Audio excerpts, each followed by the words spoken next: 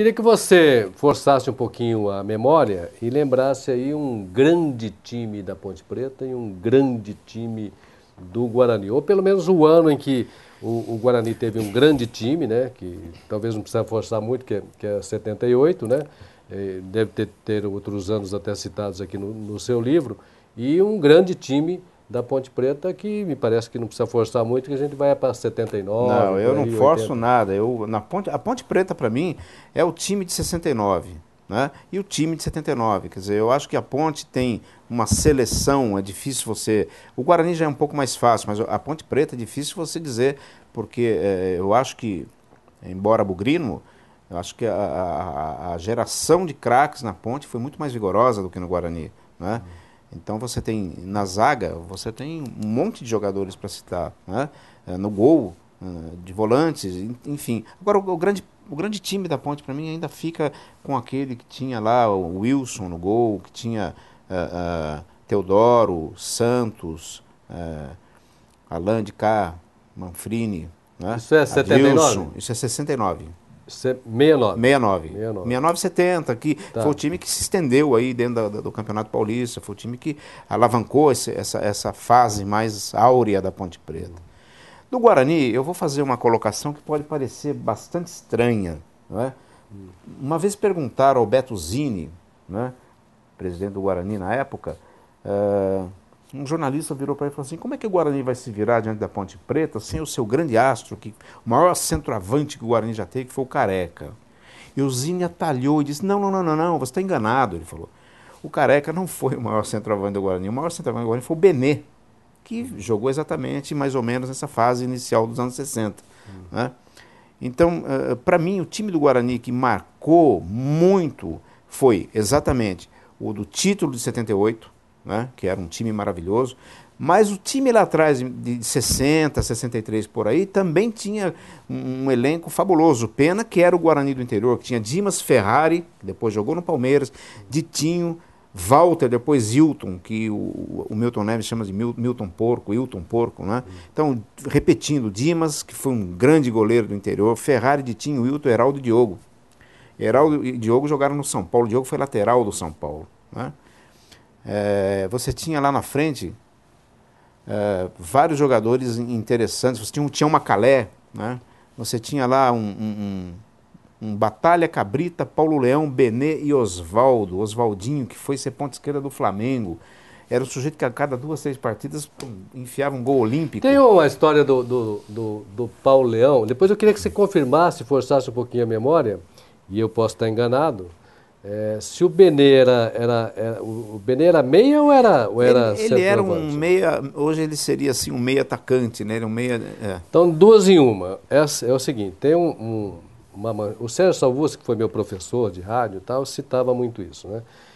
De que tem uma manchete, teve uma manchete, acho que no Correio Popular, e o Guarani, não sei se venceu o Comercial, não lembro qual time, que dizia assim: Paulo Leão fez 5 gols e mais nada.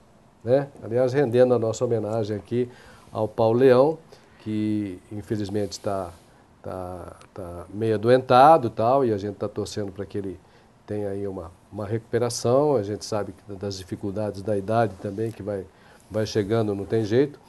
Então, uma é essa. E a outra rendendo uma homenagem também ao meu querido Dioguinho, né? Que é pai do Roberto Diogo, que trabalhou comigo. Que você falasse dessa manchete, né, dizendo que o Paulo Leão fez 5 gols e mais nada, e se você se recorda disso, e a outra coisa referente Diogo. ao Diogo, que o Diogo foi um dos grandes marcadores do Garrincha. Exatamente. Então, eu queria dizer para o Paulo Leão, se ele nos assistir, que ele é o grande ídolo da minha geração. Né? O Bugrino que vivenciou ali os anos 59, 64, o Paulo Leão era o grande ídolo. Tanto é que eu nunca o esqueci, toda vez que eu o encontro, eu o alugo para lembrá-lo de que eu sou fã do seu futebol. Né? Mas quem cometeu eu diria, uma gafe meio proposital, foi um outro Paulo, foi o jornalista Paulo Rosqui.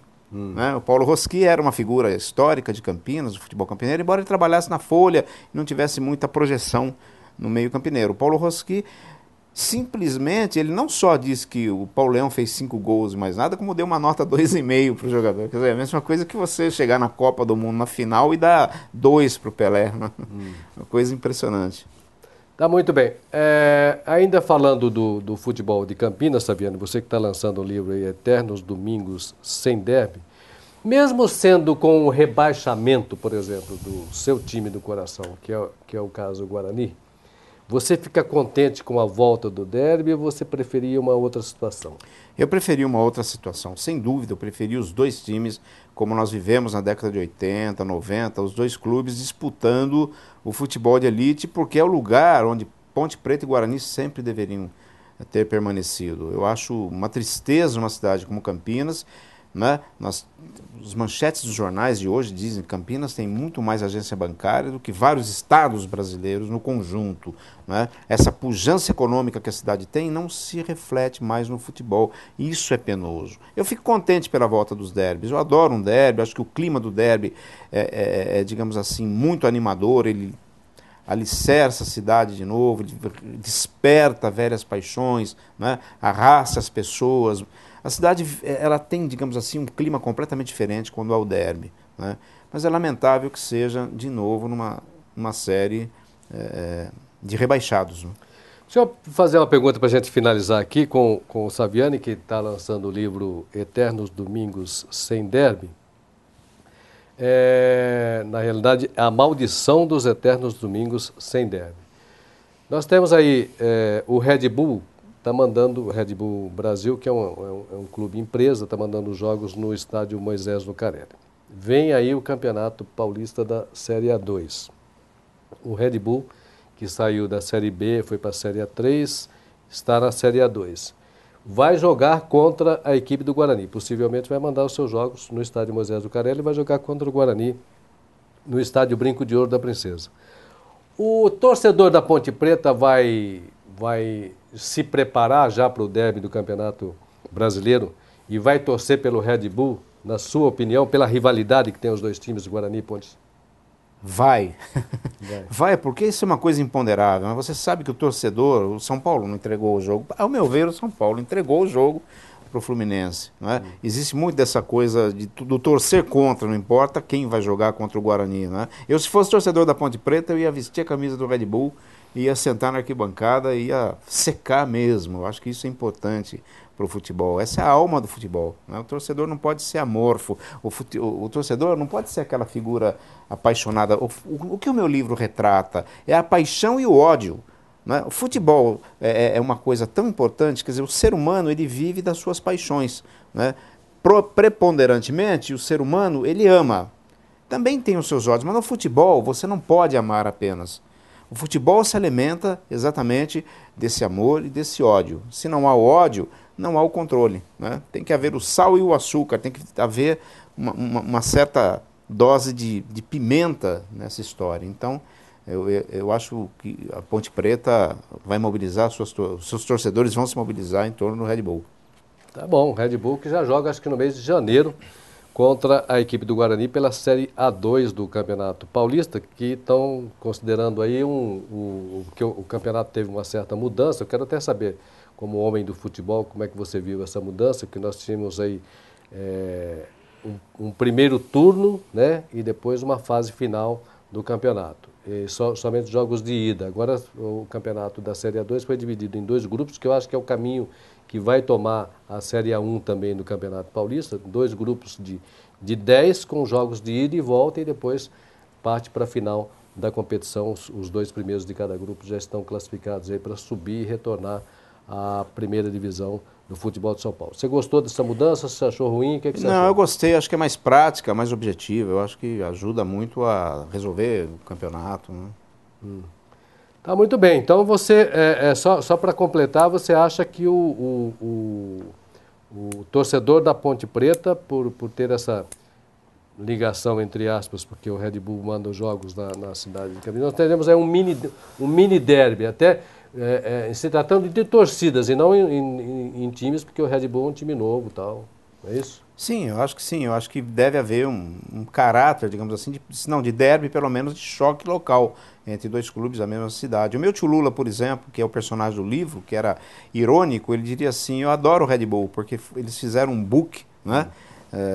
Valiosíssimo book, cara, e ali eles fizeram uma foto do estádio da Ponte Preta que parece um estádio de futebol de verdade, né? Não sei se chegou a ver a foto. Então meu tio Lula diria: poxa, os caras conseguiram retratar o velho Moisés como se ele fosse um estádio.